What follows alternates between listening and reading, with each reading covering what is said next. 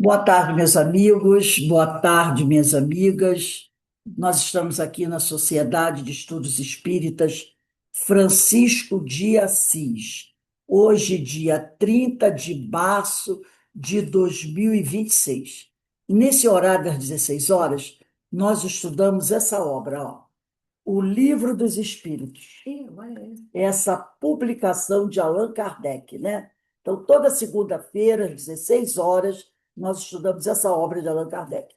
E hoje nós vamos dar início, né? Ou melhor, nós já estamos estudando a parte terceira, capítulo 9 da Lei de Igualdade. Hoje a gente vai começar na questão 810. Mas antes de nós começarmos, eu pedi ao nosso amigo Alberto. Alberto, você pode fazer a nossa prece de abertura do nosso estudo? Pois não. No momento em que damos início aos ciclos de estudo, estejamos sempre aqui com os nossos corações em agradecimento por esta oportunidade, agradecidos ao Pai Celeste, agradecidos ao Mestre Jesus, e que possamos, com o auxílio dessa espiritualidade que nos assiste, sermos inspirados no entendimento e do nosso estudo, que esse estudo possa nos contribuir para o nosso entendimento do caminho, de tudo que diz respeito a- às leis da vida.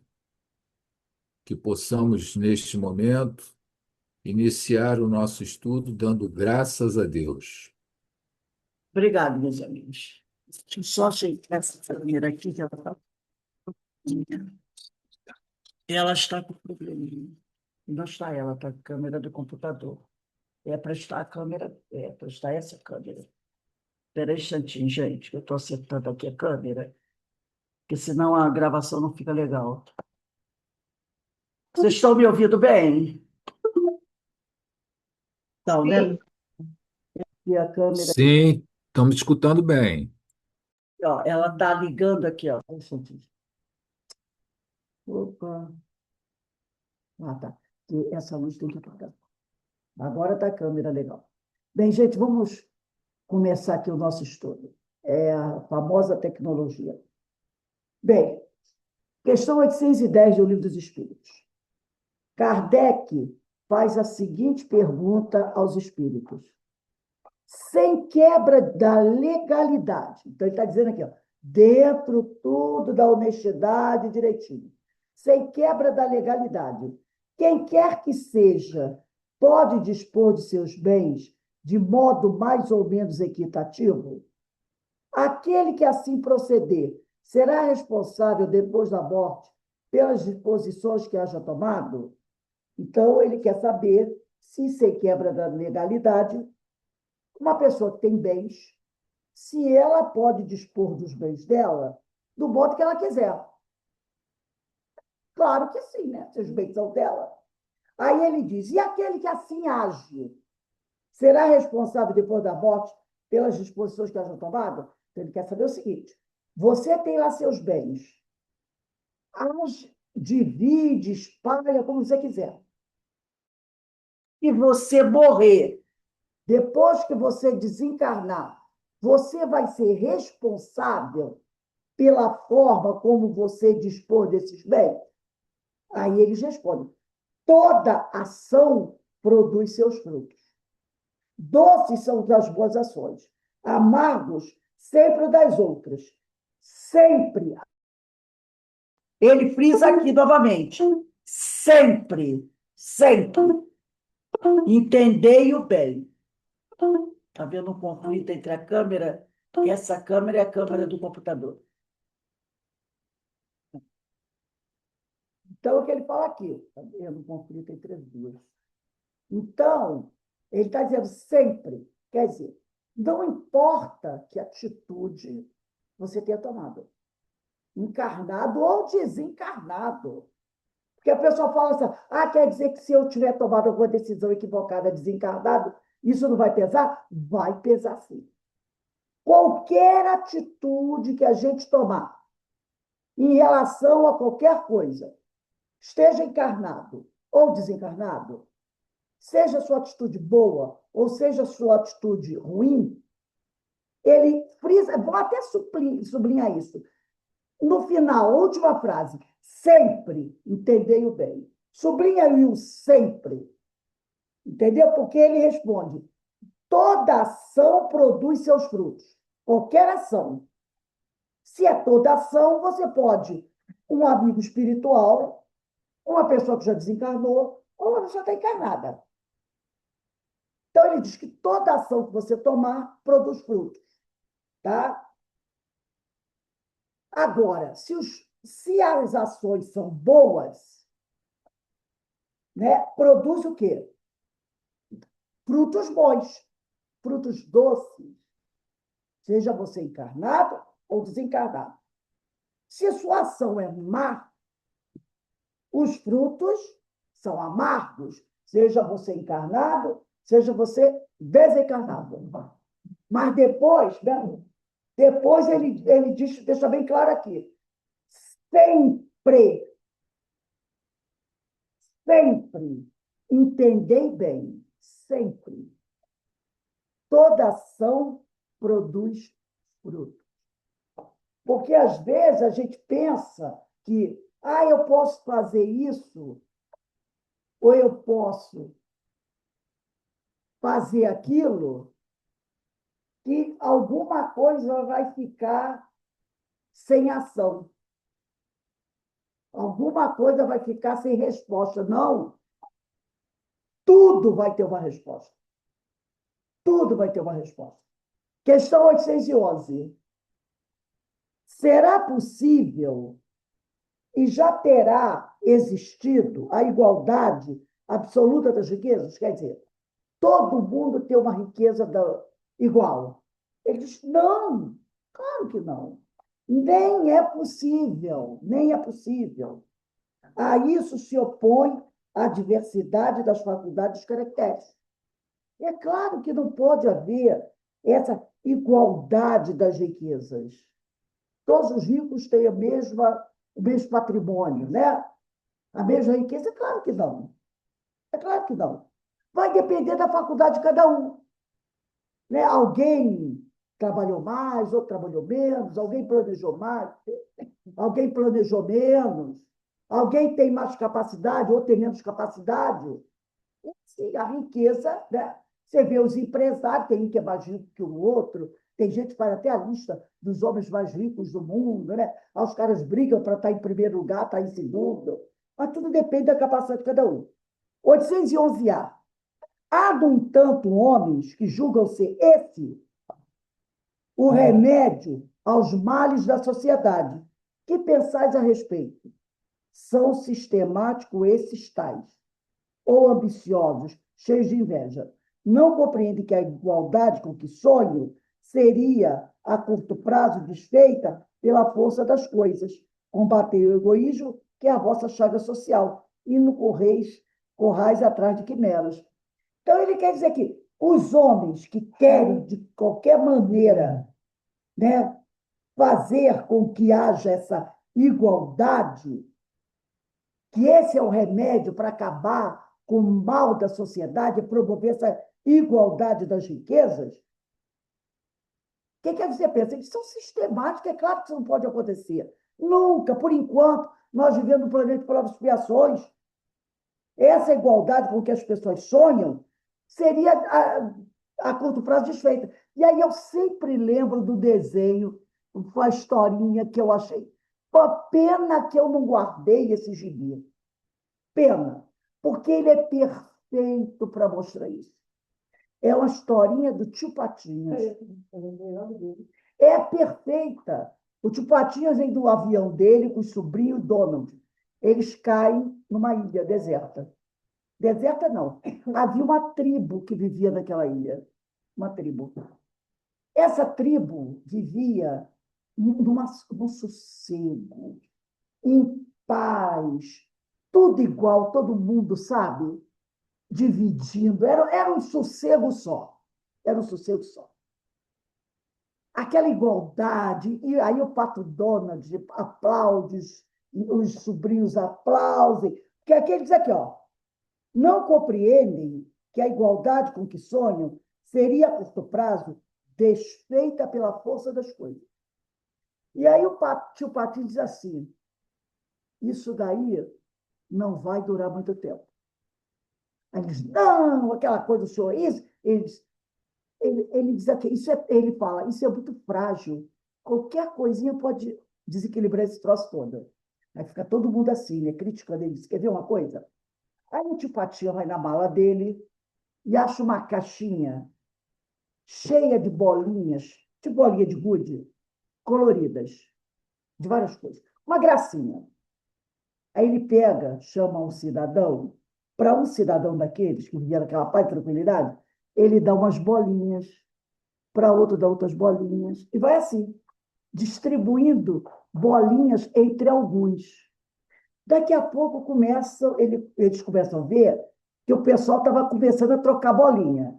O que tinha muita bolinha azul, trocava com o outro que tinha muito vermelha, o outro que tinha muita verde, trocava com o outro que tinha muita amarela, e por aí foi. E aí ele pegou e deu todas as bolinhas. E eles começaram a dividir lá as bolinhas entre eles. Está tudo uma paz e serenidade. Aí o avião dele ficou pronto, eles foram embora.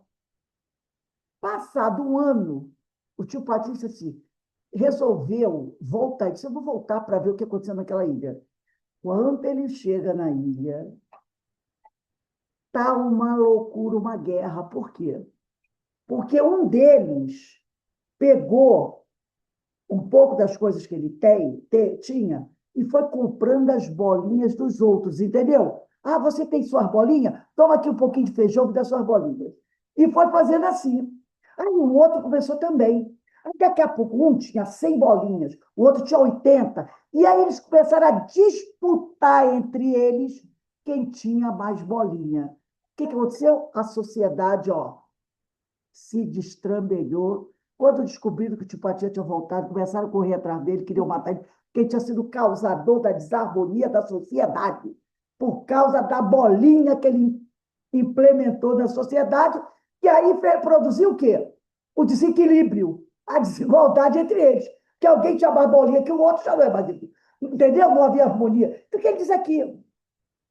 Não compreende as pessoas que essa igualdade com que elas sonham seria a curto prazo desfeita pela força das coisas. Foi o tio Patinhas, bastou ele entregar a bolinha colorida ali, aquilo se desestabilizou. Combatei o egoísmo, que é a vossa chaga social, e não corrais atrás de quimeras. Então, num planeta de provas e expiações, como é que você vai querer implantar uma igualdade, né? Uma igualdade das riquezas, quando as criaturas que estão ali não têm essa igualdade de caracteres, não é? Não tem. Não entendem tudo. Você pode até conseguir uma coisa dessa num planeta, né, muito superior, mas no planeta de provas e expiações, como é que você vai querer implantar uma sociedade desse tipo? Igualdade total. Alguém ia ter que abrir mão de alguma coisa, não ia? Claro que ia. Mas essa pessoa vai querer abrir mão em prol do outro? Nem todos. 802. Então, ele diz aqui, não corrais atrás de quimeras. 812. Por não ser possível a igualdade das riquezas, agora Kardec até já aceitou, por não ser possível a igualdade das riquezas, o mesmo se dará com o bem-estar. Opa! Percebeu? Agora ele quer comparar. Pode falar, Joy.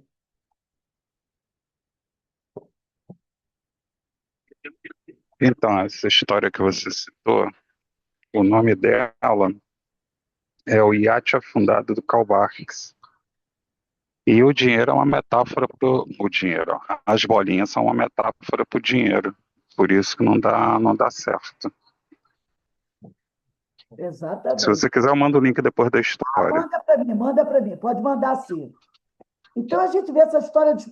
Pena que eu não guardei esse gibizinho, mas ele é fantástico. A história é mais elaborada. Ele é fantástico, porque ele mostra isso muito bem, muito bem. 802, 12. Por não ser possível a igualdade das riquezas, o mesmo se dará com o bem-estar? Não, não, não. Mas o bem-estar é relativo e todos poderiam dele gozar, sendo ricos ou pobres. Não é verdade? Todos podem dele gozar. Você não depende de ser milionário para viver bem, tranquilo, né? Não precisa. Então, ele diz assim, não, mas o bem-estar é relativo e todos poderiam dele gozar se entendessem convenientemente. Quer dizer, se entendessem, se as pessoas se entendessem bem entre si. Porque o verdadeiro bem-estar consiste em estar empregar o seu tempo como lhe apraza, e não na execução de trabalhos pelos quais nenhum gosto sente. Então, tem gente que diz assim, nossa, olha só aquele homem ali, vive trabalhando como pedreiro. Nossa, deve ter uma vida infeliz. A pessoa gosta daquilo. Meu pai era oficial do Exército. Meu pai tinha várias funções. Era mecânico, eletricista, desenhava, fazia obra de arte. Ele era um verdadeiro artista. Mas sabe qual era o maior prazer do meu pai? Trabalhar com pedreiro. Gente, meu pai adorava. Adorava. Meu pai fazia de tudo um pouco. De tudo. Desde pequeno ele tinha vários talentos, né? Vários talentos. E era oficial do Exército. Oficial do Exército. Se reformou como major do Exército. Mas quem via meu pai feliz, dava para ele um tijolo e um saco de cimento. E dizia para ele, Jefferson, faz ali, vamos fazer uma casa. Nossa Senhora, ele e minha mãe, foi certinho os dois. Era ele e minha mãe. Vamos fazer obra. Nossa, minha mãe com 94 anos, até hoje ainda fica pensando lá na casa dela. Eu acho que preciso consertar esse telhado. Achei bom pintar na casa. Vou levantar esse muro. Eu digo, mãe, pelo amor de Deus, que eu acho que fiquei com trauma de obra por causa disso. Minha mãe, até os 94 anos, fica chamando pedreiro, que ela quer levantar um tijolo aqui, quer levantar um muro ali. Era o prazer do meu pai. É o bem-estar dele. Quando eu chegava lá, estava o papai lá, com aqueles. Ele fazia chapéu de jornal, sabe? Pedreiro usa chapéu de jornal. Pegava o jornal, fazia aquele chapéu de jornal, enfiava na cabeça, tinha um ácido úrico terrível nas mãos. Não podia trabalhar com cimento, mas ele trabalhava com cimento. Depois ficava com a mão toda arrebentada, por causa do ácido úrico, né? E era ele todo sujo de cimento, levantando, ainda chamava a gente para ver. Olha só essa parede, não sei o quê, e pegava. Era o prazer dele. Era o prazer dele. Entendeu?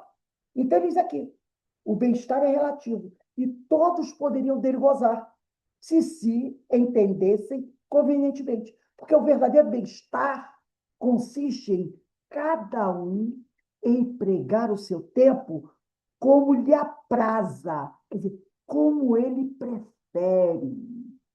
É pintando casa? Se diverte pintando casa? Maravilha. Se diverte consertando, ficando corpo todo sujo de graxa, consertando um carro? Maravilha. O seu bem-estar é assim. O meu é sentar numa mesa, e ficar ali com dor na coluna de tanto tempo estar sentado, mas estou fazendo trabalho, estou resolvendo aqui, estou fazendo PDF. É o meu prazer.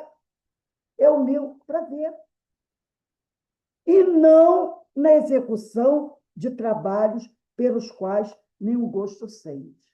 Porque, às vezes, você precisa, não é a verdade? Você precisa, por força de trazer o pão de cada dia, fazer alguma coisa que você não gosta.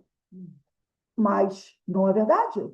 Quantas pessoas aí são obrigadas a fazer aquilo, exercer uma função, que não é o sonho dourado dela, mas ela precisa trazer o pão de cada dia.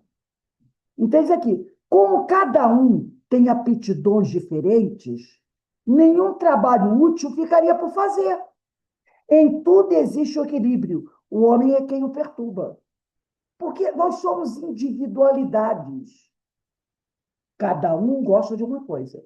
Eu, às vezes, posso olhar para o Alberto e dizer, nossa, por que o Alberto pode gostar de fazer um negócio desse? Jamais gostaria de fazer uma coisa dessa. E Eloá, meu Deus, Eloá gosta disso, só pode estar maluco.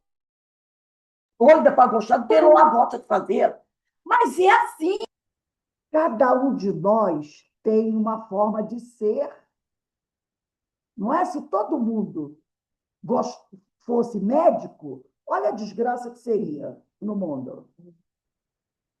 Então, cada um tem o seu prazer, gosta da sua. E é aí que está o equilíbrio.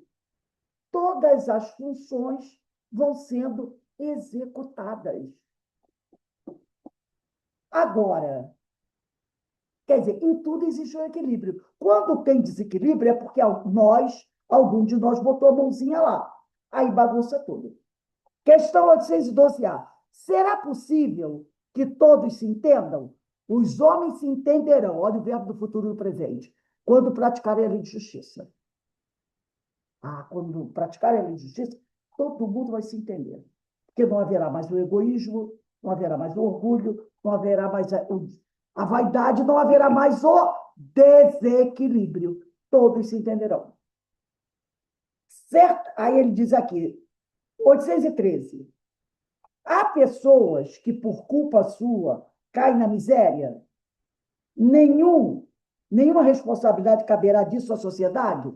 Com certeza. Com certeza. Há pessoas que, por culpa sua, caem na miséria. Com certeza. Eu estava vendo outro dia, né? Foi até ontem um documentário, pensei só um pedacinho, mostrando pessoas que ganharam milhões na Mega Sena. Aí mostrou um rapaz. Ele trabalhava em obras. Ele ganhou, parece que, 30 milhões. Ele disse que em 2 anos ele ficou na miséria. Na miséria total. Ele hoje trabalha, né, fazendo biscate em obra. Ele disse que não tem casa, perdeu tudo. Perdeu a mulher, perdeu os filhos, perdeu tudo. Perdeu tudo. Miséria total. E aí, como você conseguiu isso? Ele simples. Eu peguei o dinheiro e achei e disse que nunca mais ia trabalhar na vida, que ia passar só me divertindo. E eu comecei a me divertir. Logo, formei um grupo de amigos e comecei, né, amigos entre aspas, e comecei a farra, festa, de noite, de noite, de noite. A família logo se dissolveu, comprando carros, dando de presente para os amigos, relógios caros. Assim, em 2 anos perdeu tudo. Eu vi também um homem que ele foi mineiro lá na Serra Pelada. Lembra da Serra Pelada? Ele disse que era tão rico, tão rico, tão rico, que um dia ele chegou no aeroporto, lá em Belém, e queria vir para o Rio, porque queria passar uma semana no Rio de Janeiro, nas praias. Mas chegou lá, o avião não tinha passagem. Ele foi na empresa e comprou um Boeing.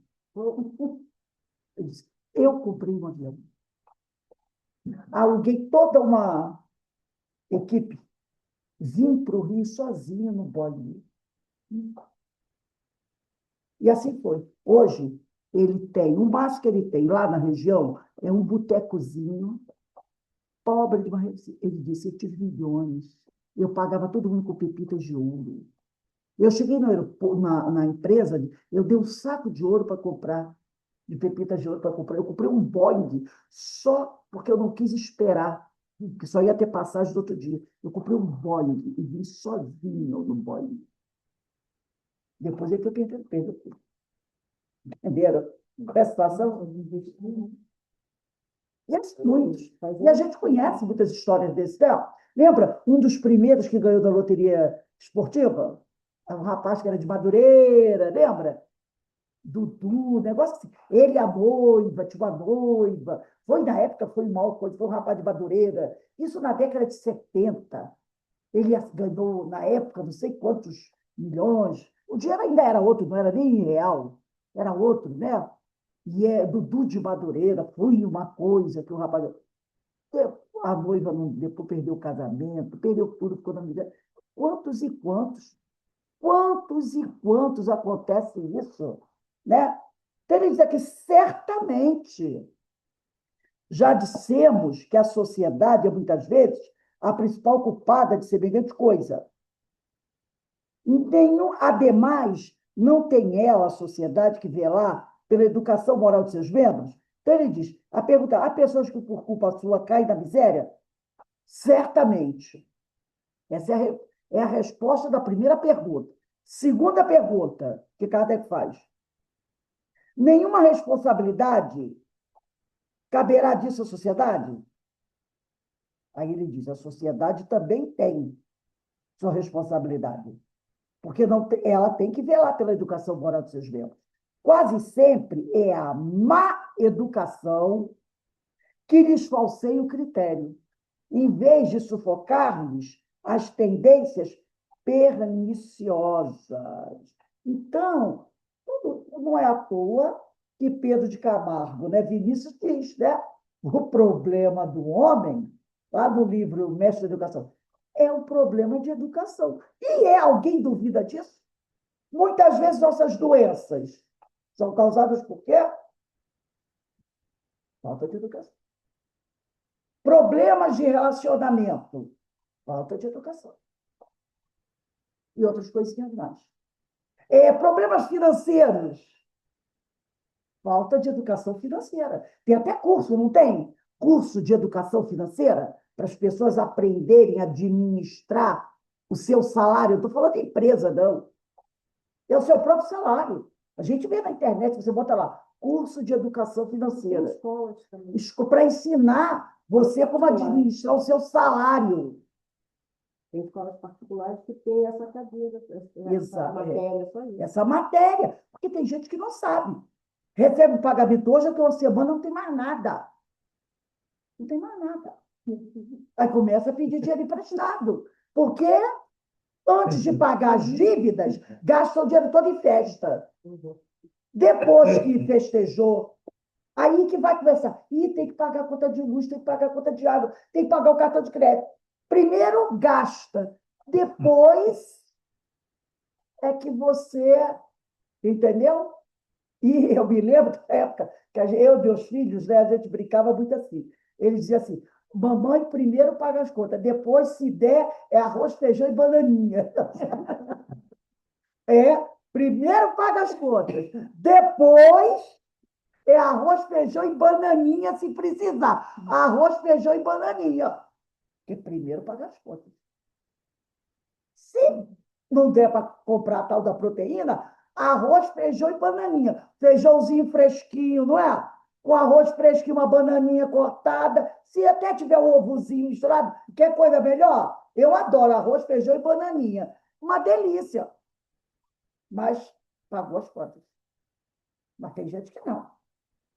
Aí complica, né? Agora a gente vai falar das provas de riqueza e de miséria. 814. Por que Deus a uns concedeu as riquezas e o poder e a outros a miséria? Para experimentá-los de modos diferentes. São as provas que nós temos que passar. Além disso, como sabeis, essas provas foram escolhidas pelos próprios espíritos. Aqui tem um monte de gente fazendo assim, ó, eu não, que nelas, entretanto, sucumbem com frequência. Muitos irmãos, ou melhor, vamos dizer, nós, quando temos que reencarnar, a gente pede, porque o pessoal não entende o seguinte,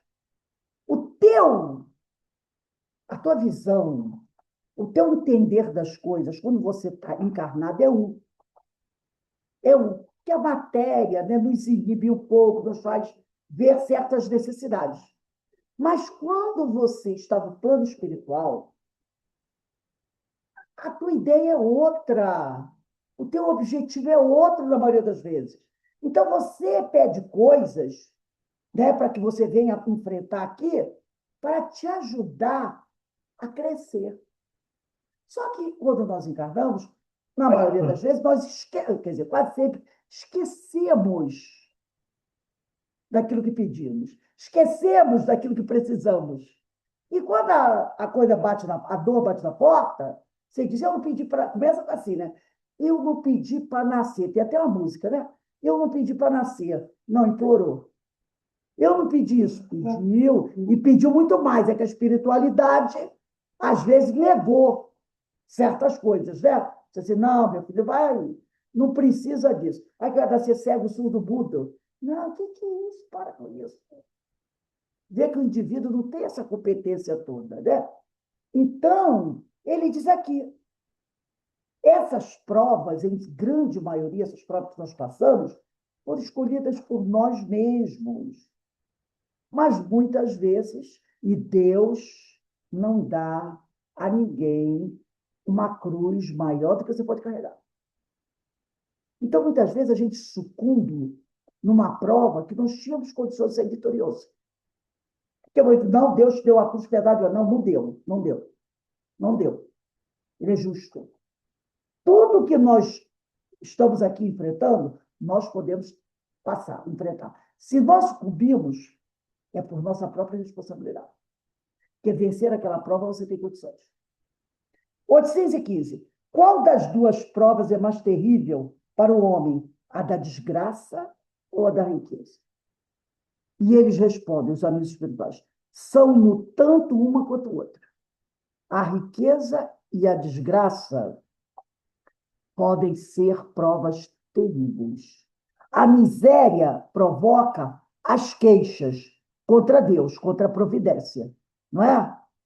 A riqueza incita a todos os excessos. Aí que está o grande problema. A riqueza incita a todos os excessos. Eu estava lendo uma história e são fatos narrados por espíritos. Período colonial no Brasil. Período colonial no Brasil. Uma menina era muito comum, família na miséria total, miséria total. O pai vende a filha de 12 anos para o fazendeiro rico. O homem era rico, rico, muito, muito rico, porque tráfico negreiro e fazenda de café, engenho de açúcar e minério deixou muita gente do Brasil muito rico naquele período. Rico que você nem imagina o quanto, né? Vendeu. Ela foi vendida para o fazendeiro, para ser esposa dele. O fazendeiro virou-se para ela e disse o seguinte, olha, você ainda é muito jovem, tem 13 anos. Vou esperar que você faça seus 16 anos para consumar o casamento. Casou com ela com 13 anos. Só quando você tiver já com os 16 anos que nós vamos consumar o casamento. Por enquanto, você fica aprendendo a administrar a casa. Ele tinha um grupo de amigos, ou amigos, homens e mulheres, milionários também, como eu, dos Estados Unidos. Se reuniam na casa dele, assim, toda semana, um dia da semana. E ela participava só do jantar. Depois do jantar, eles se reuniam em separado, e aí ele mandava ela dormir. Ela dava graças a Deus. E ali, nesse período, ela vai aprendendo a administrar. Ela era muito inteligente. Então, ele manda, né? E tinha um escravo lá que fazia as coisas administrativas, que fosse ensinando as coisas para ela. E nisso ela vai aprendendo a fazer as contas, aquela coisa toda. Uma noite ela está dormindo, olha só, uma noite ela está dormindo. Eram todos ricos. Sabe aquelas pessoas ricas que não tem nada, sabe? Se você disser assim, toma isso, eu já tenho. Qualquer coisa que você desse, eles já tinham. Eram tão ricos, que não tinham prazer em mais nada. que pudessem dar para eles, de todos eles. Era um grupo de uns 8, devia ser uns 5 homens e 3 mulheres. E como ele também. E ela escuta um barulho, ela está dormindo, né, de pessoas passando por baixo do quarto dela, da janela. E ela acha que, e vê o pessoal com tochas, daquele grupo com tochas, reconhece o marido e os amigos. Isso devia ser 2 horas da manhã. Ela, muito curiosa, ela desce, se enrola no cobertor e vai por trás da casa no mato, com muito cuidado para ver o que eles estavam fazendo. Aí ela os segue, eles vão para um galpão, que fica no fundo da propriedade. Galpão esse que era proibido. Ninguém lá. E o homem era ruim, ninguém ia mesmo. Mas ela vai, muito curiosa, né? Uma menina ainda do 13 anos, e começa a olhar pela fresta. E o que ela vê é estarrecer. Eles pegavam crianças da fazenda filho de escravo, colocavam em mesas, amarravam pés e mãos e faziam barbaridades. Mas não matavam. Eles faziam barbaridades, coisas de, sabe, que não consegue nem você descrever. E entre um deles havia um médico que cuidava para que a criança não morresse sob tortura. Entendeu?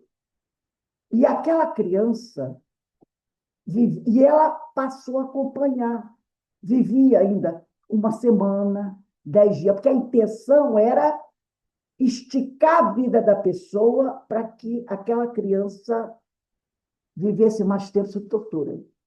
Para que a tortura fosse, sabe? Tipo, lembra dos inquisidores, do drama de obsessão? Que nós vamos ver isso? Torturava, mas mantinha vivo, para durar mais tempo. E depois começava na fazenda aquele burburinho, e sumiu fulano, sumiu, mas os outros escravos sabiam o que aconteceu, mas ninguém falava nada, porque todos tinham medo. Entendeu? E aí, com o tempo, ela começa a perguntar para um, perguntar para outro, e ela vai, aos pouquinhos, arrancando de um de outro o que o pessoal já sabia. Isso vai durando 3, 4 anos.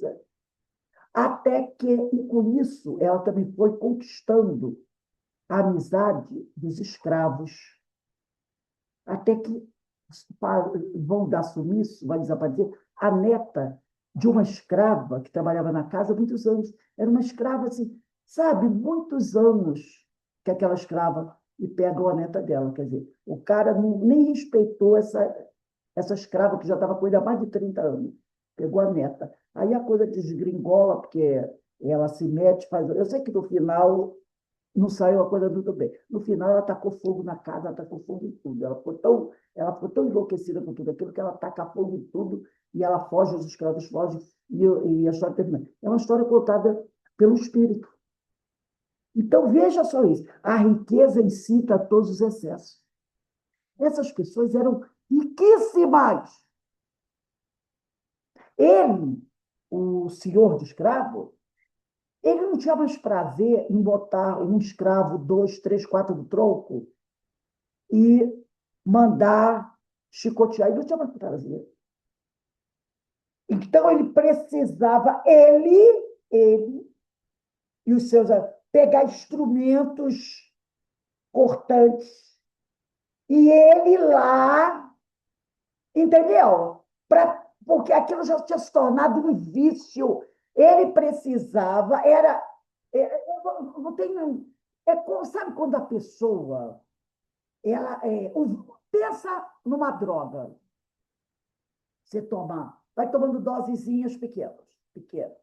Daqui a pouco o indivíduo, ele está tão viciado, tão viciado, tão viciado, tão viciado, que aquelas doses que ele vai tomando não atendem mais. Ele vai aumentando, aumentando. Um dia ele faz um hipercoquetel para sentir o prazer máximo e aí ele morre.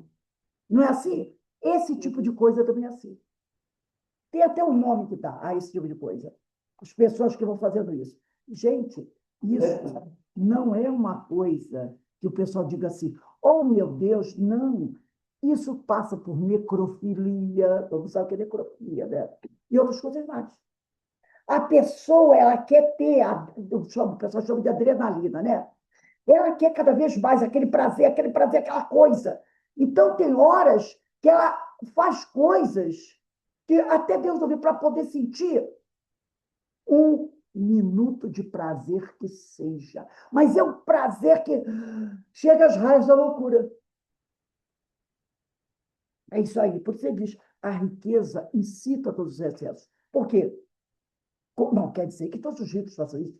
Mas a riqueza, às vezes, facilita o acesso a essas coisas. Entendeu? Facilita o acesso a essas coisas.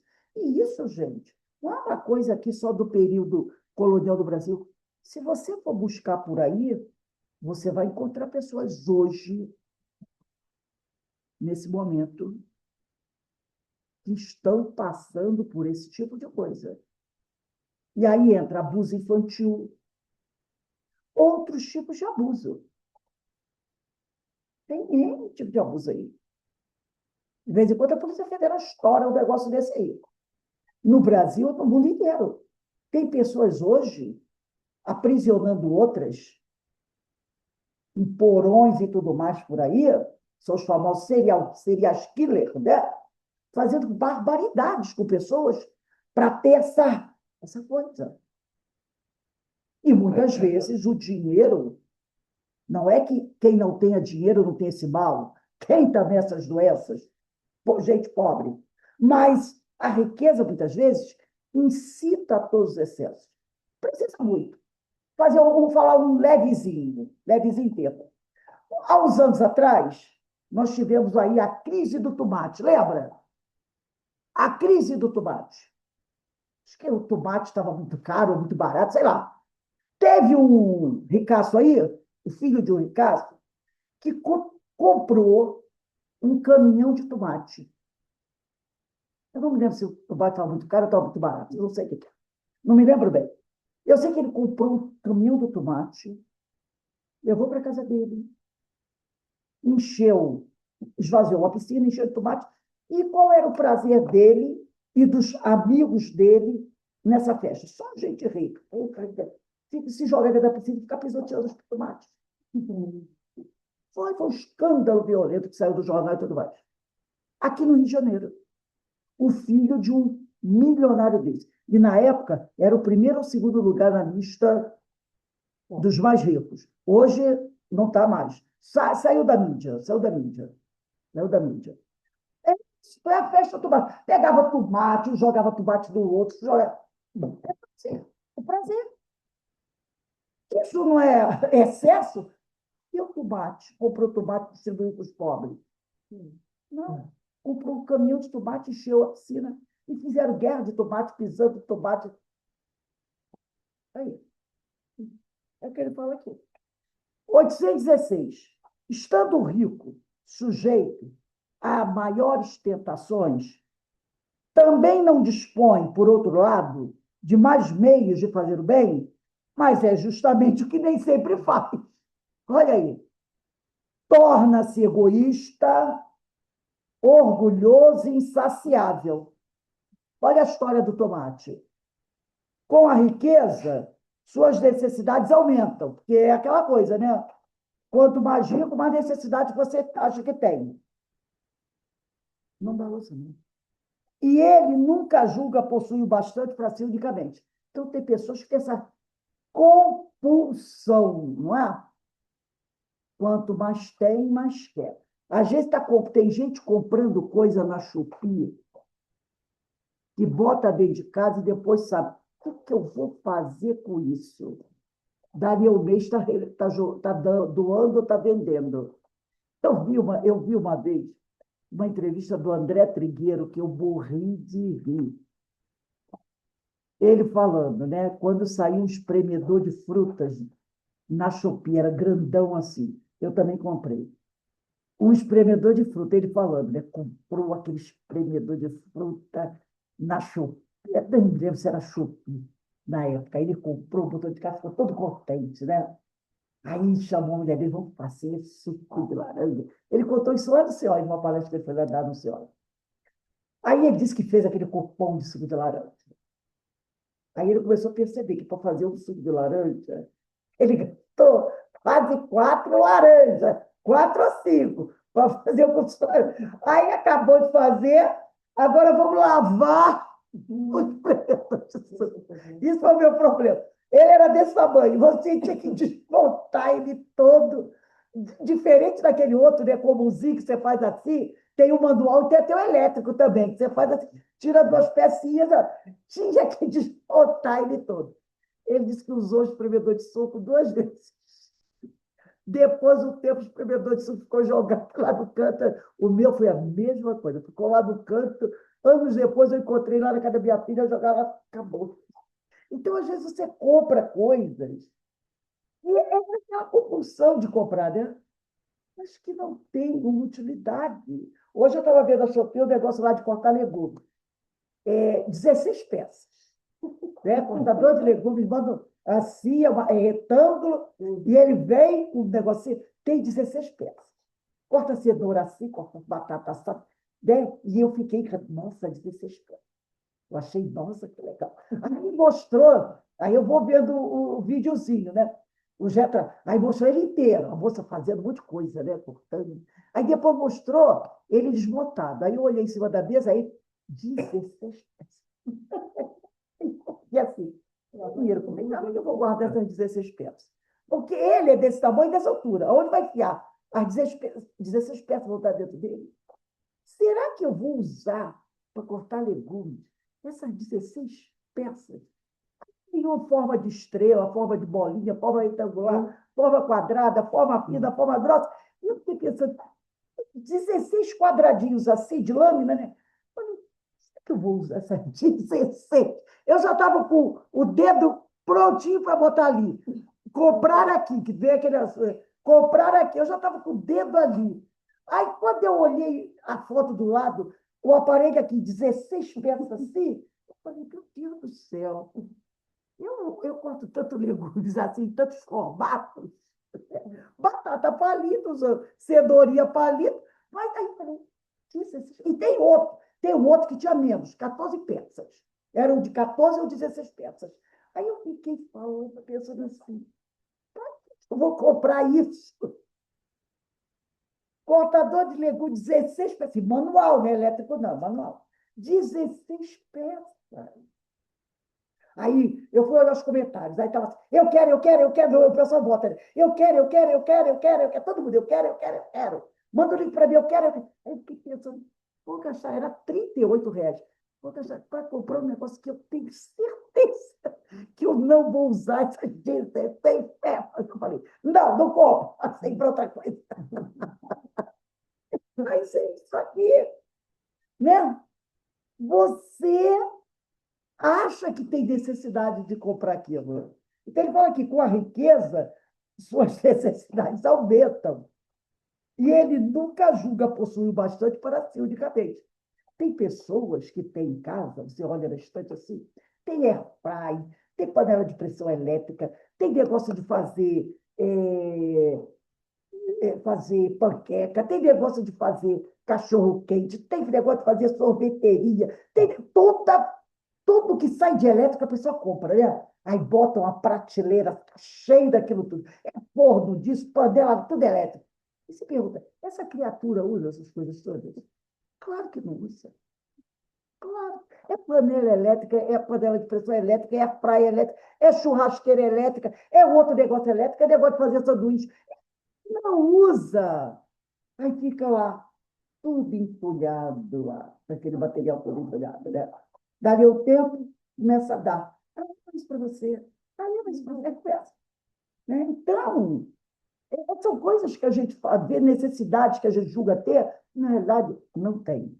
Aí ele bota aqui, a alta posição do homem neste mundo e o ter autoridade sobre os seus semelhantes são provas tão grandes e tão escorregadias, olha aqui, grandes e escorregadias, é bom a gente sublinhar, grandes escorregadias, uma desgraça, porque tanto mais rico e poderoso é ele, tanto mais obrigações tem que cumprir e tanto mais abundantes são os meios que dispõe para fazer o bem e o mal. Deus experimenta o pobre pela resignação e o rico pelo emprego que dá aos seus bens e ao seu poder. A riqueza e o poder fazem nascer todas as paixões que nos prendem à matéria e nos afastam da perfeição espiritual. Por isso foi que Jesus disse: em verdade vos digo que mais fácil é passar o camelo por um fundo da agulha do que entrar o rico no reino dos céus. Então, quanto mais financeiramente, podemos dizer assim, nós vamos melhorando, muitas vezes nós vamos criando necessidades que realmente nós não temos, né? E por isso que ele diz aqui, a riqueza e o poder fazem nascer todas as paixões que nos prendem à matéria e nos afastam da perfeição espiritual. Ali em Jacarepaguá, onde eu morei a minha vida inteira, tinha um irmão nosso, posso dizer, um político irmão nosso. Eu conheci quando ele estava começando. Eu conheci quando ele estava começando. Era um homem pobre, muito poucas posses. Talvez tivesse só a casa dele ali. E envolveu-se na política, foi bem sucedido no início. Aí ele envolveu o restante da família. As suas posses foram aumentando, aumentando, aumentando. O seu poder também foi aumentando, aumentando, aumentando. E, lamentavelmente, ele se perdeu. Hoje está no presídio do banco. E eu o conheci quando ele conheci. Então, ele diz aqui, em verdade vos digo que mais fácil é passar o camelo por um fundo de uma agulha do que entrar um rico no reino dos céus. Porque essa terceira ou quarta, não, essa frase aqui da nota de Kardec, começando de cima para baixo, deve ser a sétima ou oitava frase. É bom já sublinhar. Isso pode acontecer com qualquer um de nós. A riqueza e o poder fazem nascer todas as paixões e nos prendem à matéria e nos afastam da perfeição espiritual. Gente, não precisa ser um poder de ser um presidente ou um governador, não, tá? Basta ser um pequeno líder comunitário. Pequeno líder comunitário. Ou qualquer outro que tenha um poder. Um síndico, pronto, dentro disso tudo. Um síndico de um bloco, de um condomínio. Nem precisa de ser condomínio, de bloco. Lá onde eu morava eram 10 blocos, cada bloco tinha o seu síndico. Basta ser um síndico de bloco. Pronto, você tem poder. Esse poder, muitas vezes, faz você exorbitar os seus poderes e se complicar. Né? E aqui, quando ele diz, em verdade vos digo que mais fácil é passar o caminho por um fundo de agulha do que entrar o rico no reino dos céus, está em Mateus, capítulo 19, versículo 24. Quem quiser anotar aí do lado, tá? Mateus 19, 24. Eu vou ler aqui, na questão 266, eu vou ler a questão 266 e o primeiro parágrafo da nota de Kardec dessa questão. 266. Estava cheio de marcador aqui, será que tirado? 266. Vamos lá, na 266. É uma questão grande, bem grande. Eu vou pedir para o Beto daqui ler só a pergunta 266 e a resposta de Kardec. Não anota. 266, lê a pergunta de Kardec e a resposta dos espíritos. Não anota. Pergunta 266. Está na parte segunda, capítulo 6 da Vida Espírita. Perfeito. Não parece natural que se exponham umas provas menos dolorosas? Pode parecermos a vós. Ao espírito, não. Logo que se desliga da matéria, essa toda ilusão e outra passa a ser a sua maneira de pensar. Exatamente, que é em cima daquela questão que nós estamos falando, né? A pessoa diz assim: ah, não, não, não, não, isso eu não pedi. Né? Não é isso que a gente fala? Eu não pedi isso, jamais eu pediria uma coisa horrível disso. Aí ele diz aqui: pode parecer-vos a vós. Né? Porque a pergunta é: não parece natural que se escolha as provas menos dolorosas? Que a pessoa encarnar peça sempre as provas menos dolorosas? Ele diz assim: isso pode parecer a vós. Ao espírito, não. Porque quando você está para reencarnar, tua visão da vida é outra. Entende? Logo que um espírito se desliga da matéria, cessa toda a ilusão e outro passa a ser a sua maneira de pensar. Por isso que muitas vezes a gente pede provas que quando a gente está encarnado diz: não, eu jamais pediria isso. Jamais, está maluco você diz que eu pedi. Não, você pediu sim. Porque quando você está no plano espiritual, o seu modo de ver as coisas é totalmente diferente de quando você está aqui. É bem diferente. E aí, na notinha, eu vou ler só o primeiro parágrafo da nota de Kardec. Deixa eu só ver aqui onde eu estava. Eu fechei aqui. Ele diz assim, primeiro parágrafo: sob a influência das ideias carnais, quer dizer, estando aqui encarnado, o homem na Terra só vê das provas o lado penoso. Tal a razão de lhe parecer natural, sejam escolhidas as que, do seu ponto de vista, podem coexistir com os gozos materiais. Na vida espiritual, porém, compara esses gozos fugazes e grosseiros com a inalterável felicidade que lhe é dada entrever, e desde logo nenhuma impressão, mas lhe causam os passageiros sofrimentos terrenos. Assim, pois, o espírito pode escolher prova muito rude e, conseguintemente, uma angustiada existência, na esperança de alcançar depressa o estado melhor. Como o doente escolhe muitas vezes o remédio mais desagradável para se curar de pronto. Aquele que intenta ligar seu nome à descoberta de um país desconhecido não procura trilhar a estrada florida. Conhece os perigos a que se arrisca, mas também sabe que o espera a glória de se lograr bom êxito. Então, quando a gente está no plano espiritual, pronto para reencarnar, muitas vezes a gente pede uma prova difícil, que depois a gente até diz que não, mas pediu sim. A gente pediu sim. Vamos agora entrar na igualdade dos direitos do homem e da mulher. Eu achei, gente, fantástico essas questões aqui. 817. São iguais perante Deus o homem e a mulher e têm os mesmos direitos? Olha a resposta. Essas respostas aqui, gente, são respostas que, no século XIX, logicamente, jogaram muita pedra em Kardec. E são respostas que hoje, no século XXI, tem muita gente que torce o nariz, que não concorda com elas. Não precisa muito. Vocês viram a votação que houve agora para a PL da misoginia? Teve senhores ilustres deputados que não concordaram. Não concordaram. Por quê? Porque, para alguns falsos religiosos, a mulher está na Bíblia, tem que ser submissa ao homem. Submissa.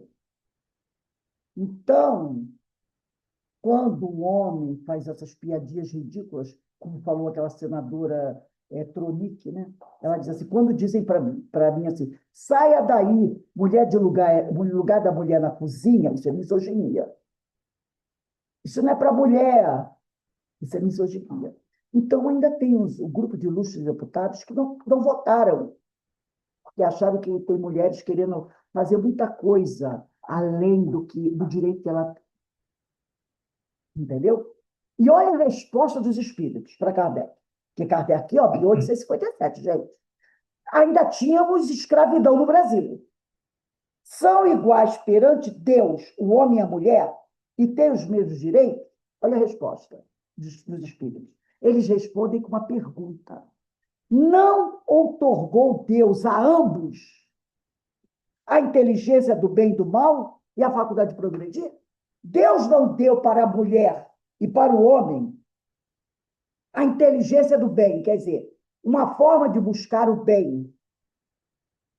A inteligência para buscar o bem e para se afastar do mal. E a capacidade de progredir? A pergunta deles foi uma resposta. Sim. 818. De onde provém a inferioridade moral da mulher em certos países? Lá em 1857, nós ainda temos hoje, no século XXI. Olha a resposta deles.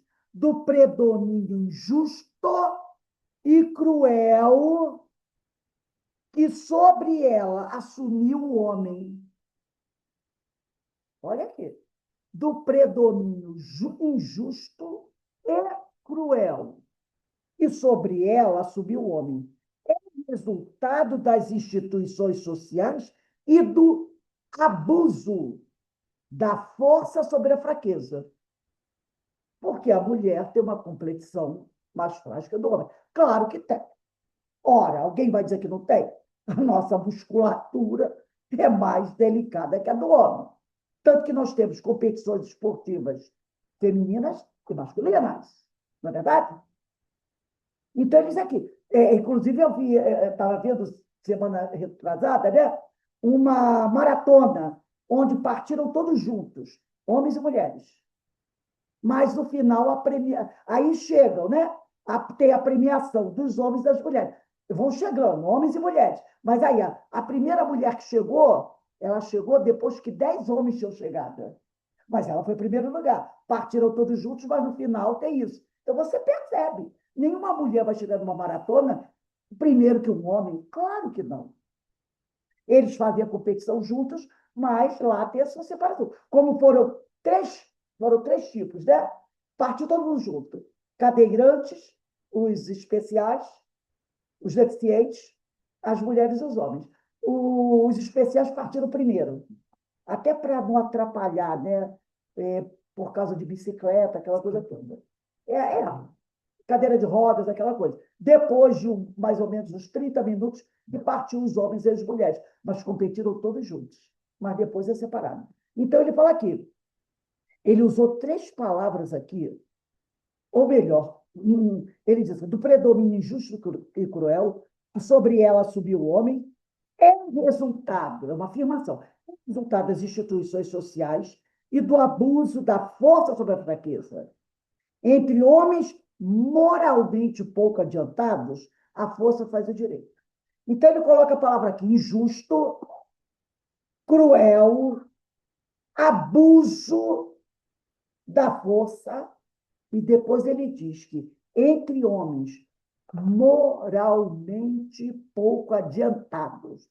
Alguém não sabe o que é um homem moralmente pouco adiantado? Traduz isso por ignorante. Moralmente pouco adiantado, a força faz o direito. Essa resposta aqui, em 1857, a resposta aqui dos espíritos, lá no Congresso, em 2021. Nós não estamos no século XXI. Em 2026, no século XXI. Aqui. Coloca lá, no Congresso em Brasília, uma resposta dessa. Diz para eles que aqueles que acham que a mulher é inferior ao homem é porque ali tem o predomínio injusto e cruel, ali é resultado de instituições que abusam da força e que esses homens que pensam assim são moralmente pouco adiantados. Diz isso para eles. Mas não é verdade? É verdade. Olha a pergunta 819. Com que fim mais fraca fisicamente do que o homem é a mulher? Quer dizer, qual o objetivo? Por que Deus fez o homem, a mulher mais fraca que o homem, fisicamente? Para lhe determinar funções especiais. Ao homem, por ser mais forte, os trabalhos rudes. À mulher, os trabalhos leves. A ambos o dever de se ajudarem mutuamente e suportar as provas de uma vida cheia de amargura. Aí você tem que ver aqui o contexto da época, né? O contexto da época. Ele diz aqui, né? Ao homem, por ser mais forte, os trabalhos rudes. Porque naquela época, né? Mas hoje você sabe que tem mulheres que fazem trabalhos rudes. Tem mulheres que são pedreiras, que trabalham na rua, fazem limpeza, né? Caminhoneiras, mulheres que. Lembra quando houve aquela explosão, acho que é Sobradinho, né? Que houve aquela explosão naquela mina, né, de minério de ferro lá em Minas Gerais? Foi Sobradinho ali? Aquela que destruiu aquilo tudo. Brumadinho, Brumadinho. Brumadinho. Tem uma cena que mostra, na hora que a mina está em convulsão ali, vem uma estrada, tem uma estrada lateral. São caminhões muito grandes e muito altos. Cada roda de um caminhão daquele, ela é 10 vezes maior que uma roda de um caminhão comum. São rodas imensas que carregam minério, caminhões imensos, muito altos, com rodas muito grandes. Aí dá para você ver, tem um caminhão já saindo da mina, fugindo, que ele estava na mina quando começou, ele fugindo. E tem um que vinha chegando. Eles cruzam pelo outro. Aí esse que está saindo, ele para e fala para o outro, né? E ele vai embora. Aí esse outro para, dá uma guinada para lá, para fazer uma meia volta ali, e ele vai embora, porque a lama está chegando até ele, vai embora. Aí depois da entrevista era uma mulher. Ela estava dizendo que ela estava indo para a mina para carregar. Quando ela via aquela convulsão toda e o caminhão vindo na direção, era um companheiro de trabalho que falou para ela: olha, faz meia volta, não vai não. Se você for 200 metros na frente, você não sai mais, porque aquela lama ia prendê-la. Aí ela disse que rapidamente ali, que não é fazer uma volta ali com um caminhão daquele, não é mesmo fazer um carro pequeno, você vê que ela tem aquela destreza, né? Que aí eu da televisão falo, vai, que a lama vinha chegando nela. E ela consegue fazer, também a estrada é larga, né? E ela faz a minha volta e ela vai embora e depois tem uma virada, assim, uma outra rua, né? E ela foge e depois a lama... E um outro caminhão ficou preso no meio da lama. O motorista ficou... Parece que ele sobreviveu. A lama, como o caminhão era muito grande, muito pesado, o caminhão não tombou. E ele ficou girando no meio da lama, né? E a lama quase em cima. Então, era uma mulher fazendo aquele trabalho. Você já ia imaginar que uma mulher ia fazer isso em 1857? Um trabalho desse? Claro que não. Por isso que ele fala aqui, aí você tem que ver o contexto da época. Então, ele fala, ao homem, por ser mais forte, os trabalhos rudes. À mulher, os trabalhos leves. Né? Se bem que até hoje ainda, né, nem todo o trabalho rude a mulher pode fazer. Tem aqui das siderúrgicas, que também trabalham com soldadores. Isso. Mulheres que trabalham nas grandes minas de minério de ferro, né? Limpeza, na limpeza das ruas, as mulheres. Exatamente, né? Então, mas ainda tem coisa que realmente a gente não aguenta, né? Tem certas coisas que a gente não aguenta, precisa, né, de uma ajuda e tudo mais. Então, isso aqui. Ao homem, por ser mais forte, os trabalhos rudes. Era a visão daquela época. À mulher, os trabalhos leves. Mas aí, aqui, ele vai dar uma frase que é crucial. A ambos o dever de se ajudarem mutuamente a suportar as provas de uma vida cheia de amargura. Então, homem e mulher precisam se auxiliar um ao outro. Mas, como ele falou, né, Deus outorgou a ambos a inteligência do bem e do mal e a faculdade de progredir. Então, não existe essa diferença de direitos do homem e da mulher. Não existe. E isso já dito em 1857. Por isso que a doutrina espírita é progressista. 1857 foi 31 anos antes do Brasil promover a libertação dos escravos. Imagina como isso caiu uma bomba quando chegou aqui ao Brasil. As ideias do livro dos Espíritos, né? Porque chegou antes da libertação dos escravos. Chegou. Claro que chegou. Foi em 1888. Chegou antes. Já pensou a bomba? Esse tipo de questões aqui é que incentivou lá o pessoal, aquele pessoal que se reunia, né? as escondidas aqui em Petrópolis. Petrópolis foi mestre nisso, né? Aquela Casa dos Sete Erros, que é uma mansão que tem aqui, ali eram feitas reuniões abolicionistas com a Princesa Isabel e outras personalidades, eram feitas reuniões ali. Eu conversei com o dono da casa, tudo escondido, movido por essas ideias. E Dom Pedro II, ele conheceu Allan Kardec. Ele conheceu Allan Kardec. Ele travou confabulações lá em Paris com Kardec. Inclusive, cartas de Kardec para o filho dele, porque ele tinha um filho que tinha problemas mentais. Tem uma correspondência entre eles, entendeu? Então, essas ideias bateram aqui, mas era o caos, né? Era o apocalipse, uma resposta como essa resposta da questão 808. Gente, vamos dar uma paradinha aqui, tá? Semana que vem, hoje são 30. Próxima segunda, dia 6, não é isso? Sim, dia 6. A gente começa da questão 820. 6/4 de 26. 820, tá? Se alguém quiser falar alguma coisa, aproveite o momento. O Rose, o grupo, aqui sobre a prova da riqueza e da pobreza, muitos, né, já tentaram ganhar na loteria, né? Jogar na loteria para ficar milionário. Aí eu fiz a reflexão uma vez, eu falei, o quê? Isso vai me dar um trabalho, vai ser uma confusão. Eu vou e vai mudar minha vida. Não, não, não, parei de jogar. Que não dá, pô. Que Teve vai um ia amigo ser uma. espiritual, teve um amigo espiritual que falou assim: ó, espírita não ganha na loteria, não. Uma vez, ele disse assim, espírita não ganha na loteria. Porque antes de encarnar, deve ter pedido, pelo amor de Deus, não deixa eu ganhar. Porque se eu ganhar, ó, treva aí 300 anos, que eu vou meter o pé pelas mãos. Então, não me deixe ganhar. É isso aí, meu filho. A gente tem que tomar muito cuidado com esse tipo de coisa. Então, meus irmãos, vamos encerrando aqui o nosso estudo, agradecendo a Deus, agradecendo a Jesus pela oportunidade, né, que o Pai concedeu a todos nós de estarmos aqui refletindo sobre essas questões, né?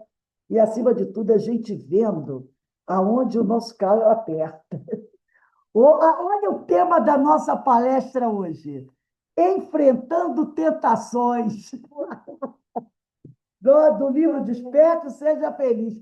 Hoje, todo mundo assistindo a palestra 18h30, hein? Enfrentando tentações. Está certinho com o que a gente está falando. Um beijo aí do coração de todos.